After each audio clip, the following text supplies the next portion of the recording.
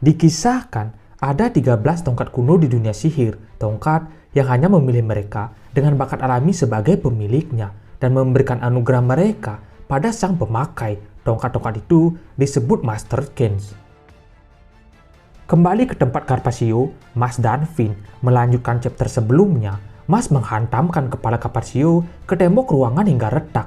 Namun, sesuatu yang aneh terjadi hingga membuat Mas bingung. Kepala Mas tiba-tiba berdarah. Lalu, dia bertanya apa yang terjadi. Carpaccio menjawab bahwa dia tak bisa merasakan sakit. Tentu, perkataan itu membuat Mas bingung.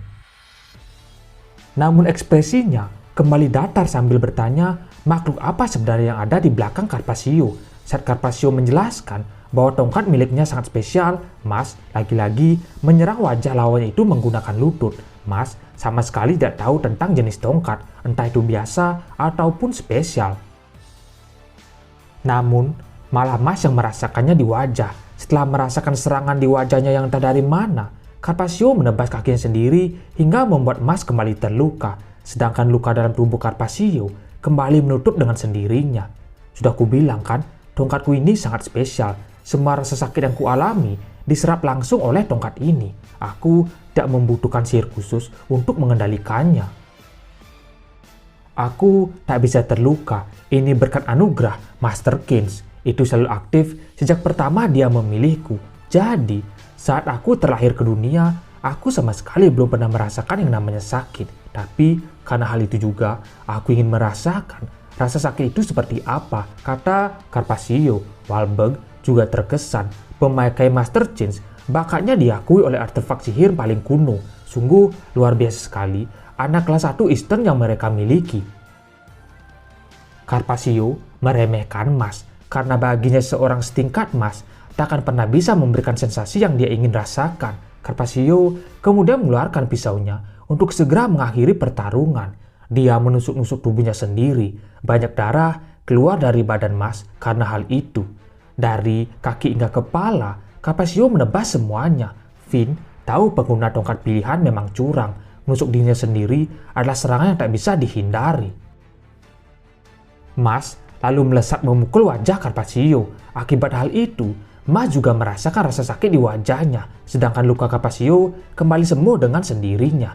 Semua serangan Mas dari awal tak ada yang menyakiti Carpaccio. Bahkan setelah menendang dengan keras perut lawannya itu, malah Mas sendiri yang terdorong ke belakang. Mas tak menyerah. Dia terus-menerus menyerang Carpaccio, entah menggunakan pukulan hingga tendangan. Tapi semuanya sama saja. Selain Mas merasakan pukulan tendangannya kembali pada dirinya sendiri, luka-luka Carpaccio juga menutup dengan cepat.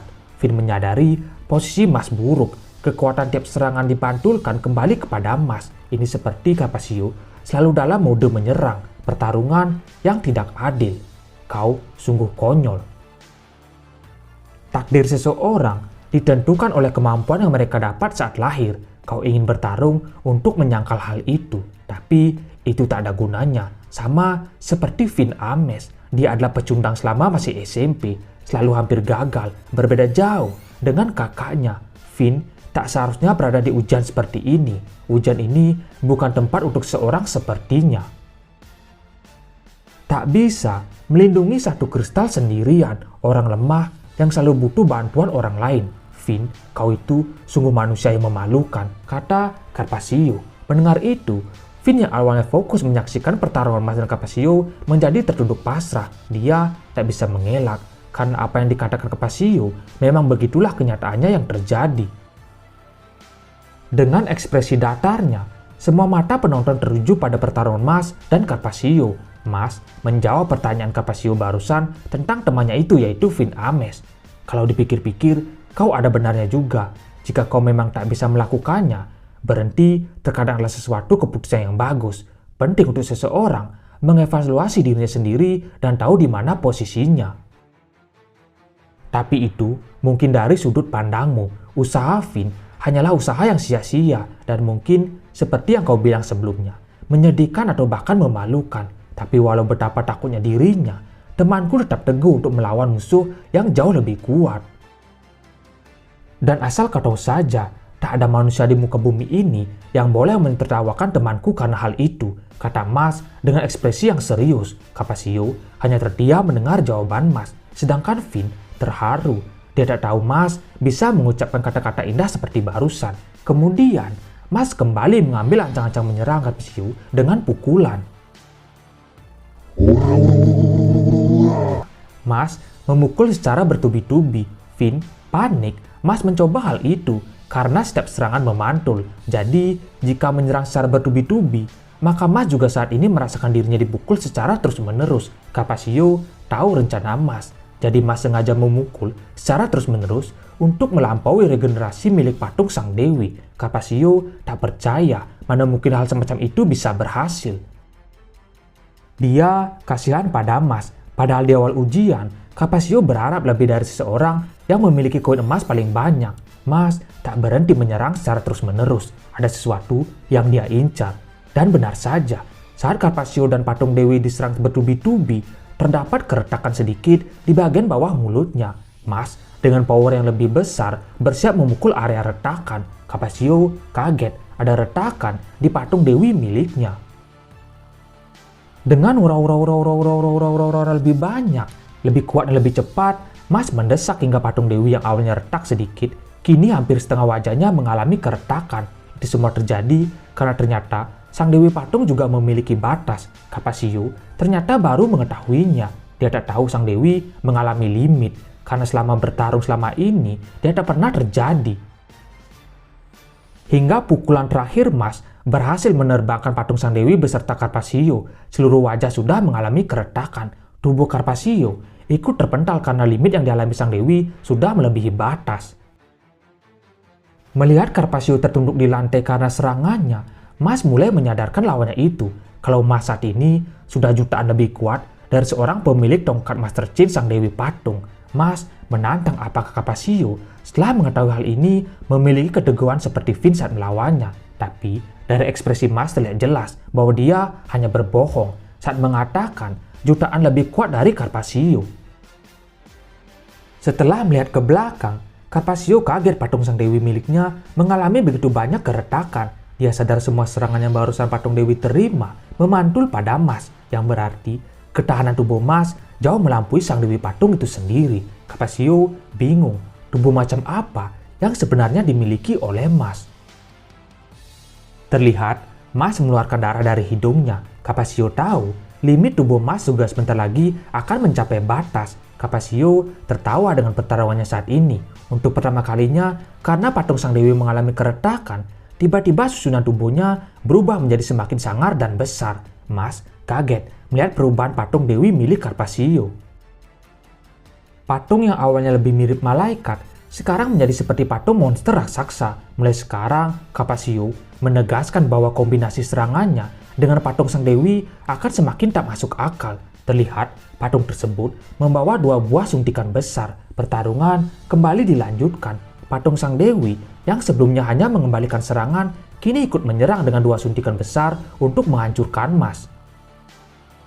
Namun dengan kecepatan yang dia miliki, Mas dengan sigap menghindari semua serangan itu. Tapi ini baru permulaan. Mas memang berhasil menghindari dari serangan sang dewi patung. Tapi ada satu serangan yang tak bisa dia hindari. Itu adalah serangan Capasio. Saat sang patung kembali menyerang Mas, Capasio juga menusuk-nusukkan pisau ke seluruh badannya. Mas diserang dari segala arah. Capasio yakin sekarang Mas benar-benar akan mati. Memang kuakui kau adalah seseorang yang kuat, tapi kematianmu tak akan kubuat cepat. Akan kuselesaikan secara perlahan. Aku melakukannya untuk menghormati orang sekuat dirimu di dunia yang semuanya hanyalah hal yang kabur, kata Capasio. Ternyata penglihatan Capasio berbeda dengan orang pada umumnya. Mas yang menerima serangan dari 2 arah ternyata masih bisa menghindar. Capasio tak percaya orang macam apa sebenarnya yang dia hadapi saat ini. Lalu, Mas mengeluarkan tongkat sihir besi super berat yang dia dapatkan saat liburan bersama teman-teman waktu lalu. Dengan tongkat besi tersebut, Mas memiliki sebuah rencana. Dengan kekuatan tangannya, Mas menarik kedua sisi tongkat hingga bertambah panjang, lalu melebarkan bagian atasnya ke samping. Setelah merasa cukup pas, Mas melubangi bagian yang melebar dengan hanya jari-jari tangannya saja. Para penonton heran, mereka tak percaya Mas membentuk sesuatu dari besi hanya dengan tangan kosong. Melalui tongkat besi itu, Mas membuat sebuah raket tenis. Para penonton serta Carpaccio dan Finn bingung apa yang sedang dipikirkan oleh Mas. Dengan kepala sang Dewi Patung yang sebelumnya retak, Mas menggunakan itu sebagai bola tenis, melayangkan sebuah servis pada sang Dewi Patung yang kini berwujud monster tersebut. Mas menembakkan bola dengan raketnya ke arah retakan baru di kepala sang patung Dewi Monster. Bola kepala terus memantul dan Mas juga terus-menerus mengembalikan laju bolanya. Selain itu, patung Dewi Monster juga terus-menerus berusaha mengenai Mas dengan suntikan besar tapi gagal. Dilihat dari mata para penonton, Mas seperti bermain tenis rally bersama seorang perawat yang membawa suntikan besar. Di sisi lain, Carpaccio terus menyerang dirinya sendiri untuk melukai Mas. Tapi Mas bagaikan tak merasakan hal itu. Dia bermain tenis rally sambil menghindari suntikan dan menerima serangan langsung Carpaccio. Benar-benar situasi yang gila. Bahkan semua penonton tak percaya apa yang mereka lihat saat ini, seperti sebuah pertarungan mimpi. Hingga akhirnya, patung Dewi Monster benar-benar hancur seutuhnya. Carpaccio bengong, bagaimana bisa Mas menghancurkan anugerah yang selama ini dia miliki. Sambil menenteng raket besi miliknya, Mas mendekati Carpaccio yang terlihat sudah pasrah akan keadaannya. Patung sang Dewi telah seutuhnya hancur lebur. Hei, tadi kau sempat bilang ingin merasakan rasa sakit, bukan? Kau tak pernah merasakannya dari saat dirimu dilahirkan ke dunia. Tapi tenang saja, sekarang akan kubantu. Agar kau tahu bagaimana sebenarnya rasa sakit itu, kata Mas lalu menghantam kepala Carpaccio menggunakan raket besi. Karena memang tongkat besi yang Mas pegang itu sangat berat, serta power Mas di atas manusia normal, kepala Carpaccio serasa hampir pecah. Sekali tumbuk, wakil asrama Orca dengan sebutan yang dijuluki pemilik Master Kane, bakat tertinggi Eastern, hingga diakui Margaret tumbang. Carpaccio pingsan, dia tergeletak di lantai. Finn yang tahu betapa beratnya tongkat besi Mas, yang bahkan lebih dari 100 tahun, tak ada yang bisa mengangkatnya, menyimpulkan serangan akhir barusan tergolong ekstrim. Pertarungan Mas Bandit versus Carpaccio Luyang berakhir.